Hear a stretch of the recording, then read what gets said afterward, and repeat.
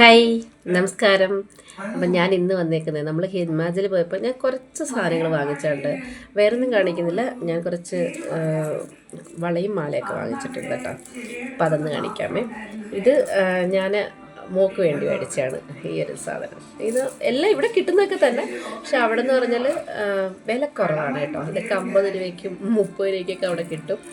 അതാണ് ഇവിടെ ഇങ്ങനത്തുള്ള സാധനങ്ങളാണ് അവിടെ കൂടുതലും കേട്ടോ. ഒന്നിത്, പിന്നെ എനിക്കതാണ്ട് ഇതാണ് ഞാൻ വാങ്ങിച്ചത്, മൈൽപ്പിയുടെ. അതിൻ്റെ കൂടെ തന്നെ ഇതിൻ്റെ കൂടെ കമ്മലും ഉണ്ട് കേട്ടോ. ഉണ്ട്, അതിൻ്റെ കൂടെ തന്നെ അതേ ഡിസൈൻ വരുന്നൊരു ജിമിക്കി ഉണ്ടായിരുന്നു. ഇത് രണ്ടിനോട് 100 രൂപ ഉള്ളായിരുന്നു കേട്ടോ. അപ്പം അങ്ങനെ അതും ഉണ്ടായിരുന്നു. പിന്നെ ഞാൻ വേറെ ജിമിക്കി, പിന്നെ എനിക്ക് ഭയങ്കര ഇഷ്ടപ്പെട്ടത് എൻ്റെ ഹസ്ബൻഡ് സെലക്ഷനാണ് കേട്ടോ. ഈ ഒരു ജിമിക്കി മേടിച്ചു. പിന്നെ ഞാൻ വാങ്ങിയത് ഇതാണ് കേട്ടോ. എൻ്റെ ഭയങ്കര ഇഷ്ടമാണ്. എനിക്ക് വേറെ ഉണ്ട് കേട്ടോ ഇങ്ങനത്തെ കുറേ മാലകൾ. പിന്നെ ഞാൻ നാട്ടിലായാലും അമ്പലങ്ങൾക്ക്, ദൂരെ അമ്പലത്തിലൊക്കെ പോകുമ്പോൾ ഉണ്ടല്ലോ ഇത് എല്ലാം.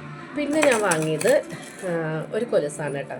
ഈ കൊലുസിൻ്റെ വില കേട്ടാൽ ഞെട്ടിപ്പോവും. തുച്ഛം 20 രൂപയുള്ള സാധാ കൊലുസുണ്ടല്ലോ, 20 രൂപയുടെ കൊലുസ്.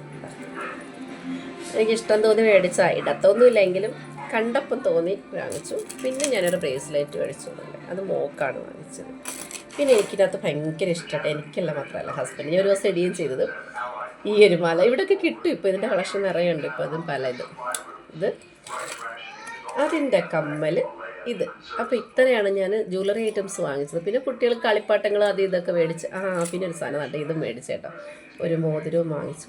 ഇത്രയും ഞാനിങ്ങനെ ഇവിടുത്തെ ഏറ്റവും വലിയ എനിക്ക് തോന്നി പറഞ്ഞത്, എല്ലാത്തിനും ഞാൻ വാങ്ങിച്ച എല്ലാത്തിനും വേണ്ടി ഇതുപോലുള്ള മുത്താണ് ഇവർ കൊടുത്തത്. അവിടെ കുറേ കളക്ഷനിലാണ് ഞാൻ കണ്ടു. എല്ലാത്തിനും ഇതുപോലെ മുത്ത് ഒരുപോലെ തന്നെ, എല്ലാത്തിനും ഇതുപോലെ മുത്തുണ്ട്. ആ കൊലുസിനായാലും കമ്മലിനായാലും എല്ലാത്തിനും മുത്തുണ്ട് കേട്ടോ. പിന്നെ എനിക്ക് ഏറ്റവും പ്രിയപ്പെട്ടൊരു സാധനമുണ്ട്, കാണിക്കാമേ. അപ്പോൾ ഇതാണ് ഞാൻ പറഞ്ഞ സ്പെഷ്യൽ ഗിഫ്റ്റ് കേട്ടോ. നല്ല ബോക്സാണ്. ഞാനിത് സൂക്ഷിച്ച് വെച്ചിട്ടുണ്ട് കേട്ടോ, ഉപയോഗിക്കത്തില്ല, ഇങ്ങനെ ഞാൻ വെച്ചിരിക്കും. അപ്പോൾ അവിടെ ഒരു റിട്ടയർഡിൻ്റെ ഫങ്ഷൻ ഉണ്ടായിരുന്നു, ആർമി റിട്ടയർഡിൻ്റെ കേട്ടോ. അപ്പം അന്ന് ഞങ്ങളായിരുന്നു അവിടുത്തെ സ്പെഷ്യൽ ഗസ്റ്റ്. ഞങ്ങൾ തൊട്ടടുത്ത വീട്ടിൽ ചെന്നപ്പോൾ അവർ നമുക്ക് റിലേഷനും കൂടാണ് അവരുടെ.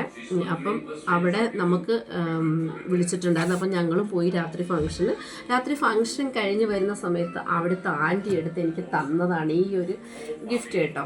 ഞാൻ ഭയങ്കരമായിട്ട് എനിക്കിഷ്ടപ്പെട്ടു.